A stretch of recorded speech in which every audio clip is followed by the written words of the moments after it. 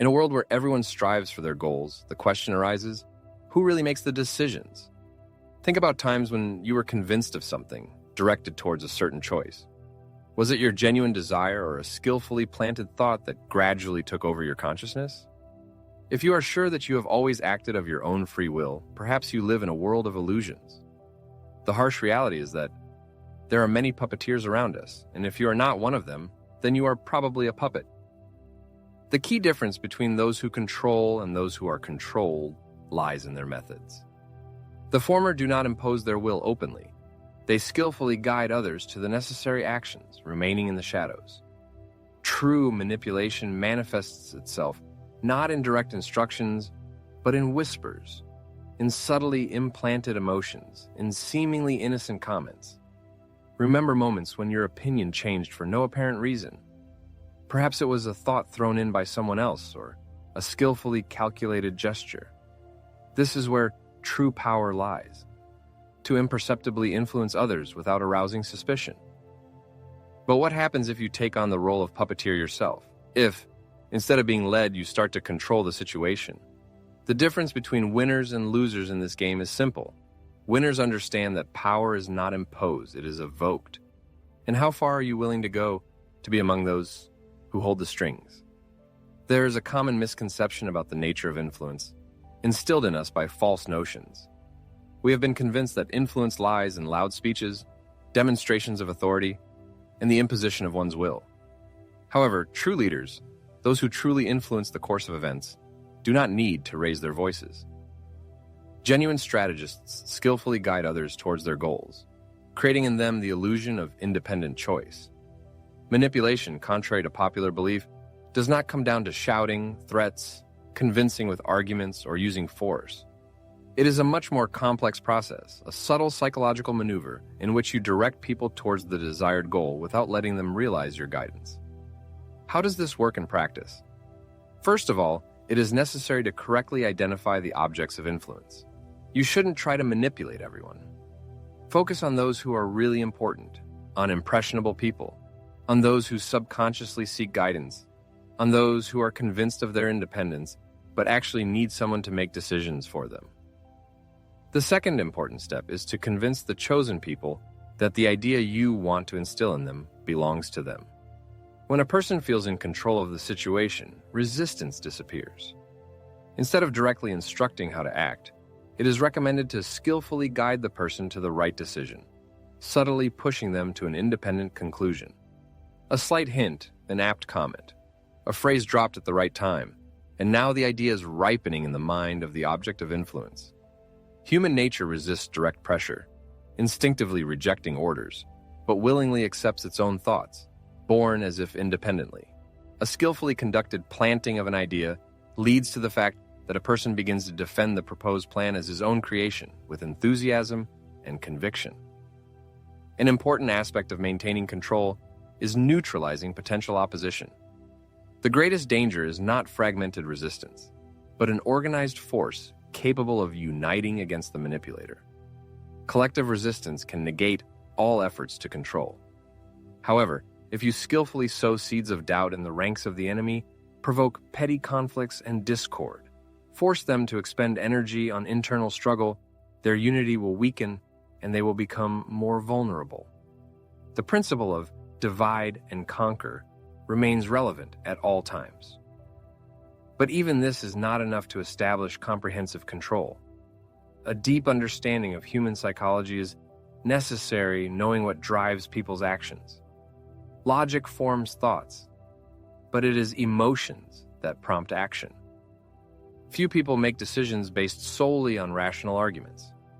Most often, the choice is based on feelings: fear, desire, insecurity, pride. By identifying the dominant emotion that controls a particular person, you can use it as a lever of influence. You should not indicate what to do, but create a sense of the need for a certain action, appealing to his feelings. However, flirting with someone else's consciousness inevitably entails retribution, and this moment becomes the most risky. Mind manipulations do not pass without a trace. In case of exposure, the manipulator turns into an enemy. Abuse of power over others will sooner or later lead to the fact that someone else will master the same methods and turn them against the manipulator. Control is like a double-edged weapon, capable of striking its owner as well. History knows many strategists who were confident in their invincibility until someone surpassed them in skill. Therefore, the key question is not the possibility of manipulating others, but the willingness to bear the burden of the consequences. Once you cross the line, there is no turning back.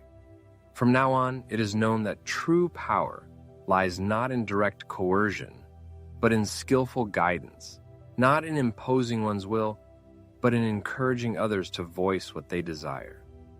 Paradoxically, the less noticeable the control seems, the stronger it is. The world is ruled not by those who shout the loudest, but by those who skillfully and imperceptibly pull the strings, remaining in the shadows. The main question is what role to choose: to remain a puppet in someone else's hands, or to learn how to control the strings yourself. However, this is only the starting point in mastering the art of influence. To reach true heights, it is necessary to delve into the essence of human psychology and realize what truly drives the masses. People obey not so much rational arguments as their feelings. Let us recall the key moments of history, recall the leaders whose names are forever inscribed in the annals of mankind. What allowed them to achieve such large-scale changes? Not flawless argumentation and not irrefutable statistical data, but the ability to awaken emotions, infect with their vision, touch the most secret strings of the human soul. After all, when feelings come on stage, logic loses its power. Surely everyone has observed how people vehemently defend ideas that they cannot clearly explain, how they fight for beliefs that they have never questioned. The reason lies in the fact that these ideas are firmly connected with their self-identification, with their sense of belonging to a certain group. This is the main secret of influence. If you strive to convince someone of your rightness, make your idea an integral part of their personality. After all, people are ready to change their views, but they will never give up their identity without fierce resistance. No one wants to admit that they have been mistaken all their life. However, if you manage to get a person to perceive your idea as part of themselves, they will defend it to the last breath. Not because you ask them to, but because this idea will fill their life with meaning and purpose. In this area, we encounter a phenomenon that goes beyond ordinary persuasion, namely mind programming. The process of implanting an idea into the mind of another person, often without their knowledge. For the successful implementation of such an impact, 3 key elements are necessary: initial impact, systematic repetition, and the establishment of an emotional connection. First, there must be an initial impact. Changing someone's worldview does not happen instantly. The natural reaction is resistance. However, if you introduce an idea gradually, in roundabout ways, without exerting direct pressure, the mind will gradually begin to accept it, without even realizing this process. The unknown causes fear, while the familiar is perceived as something safe and comfortable. Secondly, repetition plays a key role. As the famous maxim says, a lie repeated many times acquires the status of truth. This happens not because of a change in reality itself, but because the human mind tends to confuse familiarity with reliability. Information that we hear repeatedly begins to seem plausible, even if it is not. That is why skilled manipulators never limit themselves to a single mention of something. They present it in various forms and at different times, until the idea is firmly entrenched in the mind of the object of manipulation. Third, an emotional connection is important. It is not enough to simply convey an idea to a person's understanding. It is necessary that they feel it. The human brain reacts to emotions much more strongly than to logical arguments. If you manage to associate an idea with strong emotions, such as fear, desire, pride, or nostalgia, then ignoring such an idea becomes almost impossible. Interestingly, most people are convinced of their ability to make informed and rational decisions, considering themselves independent individuals guided by their own criteria. However, in reality, a significant part of their choices are predetermined long before they realize it. Society shapes their aspirations, life experience determines reactions, and biological factors program certain behaviors. Understanding these patterns allows you to predict a person's actions even before they themselves realize them. For example, studies show that people have more trust in those who listen to them attentively than in those who actively speak. This is explained not by the superiority of the listener's ideas, but by the fact that the act of listening itself creates a strong emotional connection. Therefore, to influence someone, encourage them to talk about themselves. Most people have a strong need to be heard and to feel significant. Satisfying this need creates an image of a trusted person in their minds. Another important pattern is that the fear of loss has a stronger impact than the prospect of gain. People are more afraid of losing something than striving to acquire something new. Therefore, to motivate a person to act, it is more advisable to focus on possible losses in case of inaction, rather than on potential benefits. It is also worth noting that people are attracted to exclusivity. If something is available to everyone, its value decreases in the eyes of many.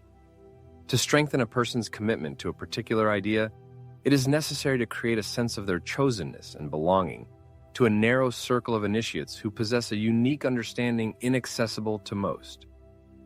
Let's turn our gaze to the most formidable adversary of any influence: organized opposition. There is nothing more destructive to establish control than a cohesive group of people rebelling against it. History is full of examples confirming this. Uprisings succeed only when they are based on unity, when people unite in the name of a common goal. It is then that they are able to crush even the most powerful empires. Therefore, if the task is to prevent a possible challenge, under no circumstances should the unification of opposition forces be allowed. It is necessary to divide them before they have time to consolidate. How to achieve this? By provoking internal disagreements. It is not necessary to destroy the group from within. It is enough to sow discord among its members. If you can ignite doubts, provoke a struggle for leadership, make them doubt each other, the opposition will weaken without any effort on your part. Politicians resort to this technique constantly. Governments have used it for centuries. Why do you think ideologies are in a state of perpetual war? Precisely because when people fight each other, they lose the ability to unite against those who really hold power. The last stumbling block on the path of the manipulator is the price to be paid for their skills. All of the above may seem like a foolproof strategy, and to some extent it is. However, there is one nuance that is rarely mentioned in such guides. Penetrating and playing with someone else's mind, a person inevitably begins to perceive reality differently, becoming imbued with universal distrust. Having mastered the art of manipulation, they also acquire the ability to recognize manipulations directed against themselves. And then the magic dissipates when they see these invisible threads that control people. Turns out that many relationships, beliefs, and emotions that they considered sincere and genuine were not actually so. The question creeps in: does this person really care, or are they just reacting to a skillfully created manipulative effect? And this is the paradox. The better a person masters control over others, the clearer they realize that absolute control is impossible in principle. Even having reached the heights of manipulative mastery, even having learned to make others dance to their tune, they will never be able to predict and control the human factor, the chaos that unpredictably bursts into everyone's life. People do not always act as expected. Sometimes a fleeting emotion, a sudden turn of life, or an internal revelation is enough for the entire carefully constructed control structure to collapse in an instant. Therefore, the main question is not whether a person is capable of manipulating, but whether they are ready to accept the consequences that will inevitably come. The question of the limits of power and its sufficiency has long worried mankind. History knows many examples when the desire for unlimited influence led to tragic consequences. Many rulers and politicians, intoxicated by their power, became victims of their own ambitions and intrigues. History is full of instructive examples of those who, imagining themselves to be arbiters of fate, ultimately found themselves defeated. Their fall served as a reminder that no power is absolute and eternal. Attempts to manipulate others often turn against the manipulators themselves. In this regard, a dilemma arises. Whether to strive to master the art of influence or to remain in ignorance of possible manipulations? The choice between these two paths determines not only personal destiny, but also the role of a person in society.